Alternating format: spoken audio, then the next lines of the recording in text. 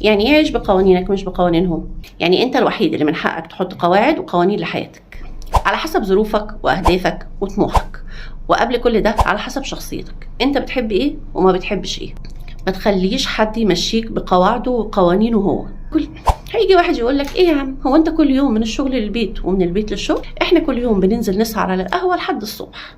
قول له دي قوانينك انت مش قوانيني انا بحب استفيد بوقتي وبحب اقضي وقت اكتر مع عيلتي، وبحدد يوم او 2 في الاسبوع اخرج فيهم مع اصحابي. وهتيجي واحده تقول لك انت ليه مش بتنزلي معانا كل يوم تودي ابنك اللي عنده 12 سنه مدرسته اللي في اخر الشارع؟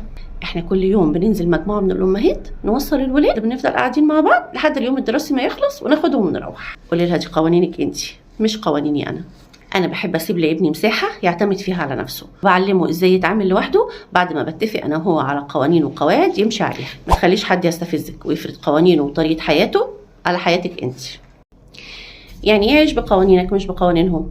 يعني انت الوحيد اللي من حقك تحط قواعد وقوانين لحياتك على حسب ظروفك واهدافك وطموحك، وقبل كل ده على حسب شخصيتك، انت بتحب ايه وما بتحبش ايه. ما تخليش حد يمشيك بقواعده وقوانينه هو. هيجي واحد يقول لك ايه يا عم، هو انت كل يوم من الشغل للبيت ومن البيت للشغل؟ احنا كل يوم بننزل نسهر على القهوه لحد الصبح. قول له دي قوانينك انت مش قوانيني انا بحب استفيد بوقتي وبحب اقضي وقت اكتر مع عيلتي، وبحدد يوم او 2 في الاسبوع اخرج فيهم مع اصحابي. وهتيجي واحده تقول لك انت ليه مش بتنزلي معانا كل يوم تودي ابنك اللي عنده 12 سنه مدرسته اللي في اخر الشارع؟ احنا كل يوم بننزل مجموعه من الامهات نوصل الولاد، بنفضل قاعدين مع بعض لحد اليوم الدراسي ما يخلص وناخدهم ونروح. قولي لها دي قوانينك انت مش قوانيني انا بحب اسيب لابني مساحه يعتمد فيها على نفسه، بعلمه ازاي يتعامل لوحده بعد ما بتفق انا وهو على قوانين وقواعد يمشي عليها. ما تخليش حد يستفزك ويفرض قوانينه وطريقه حياته على حياتك انت.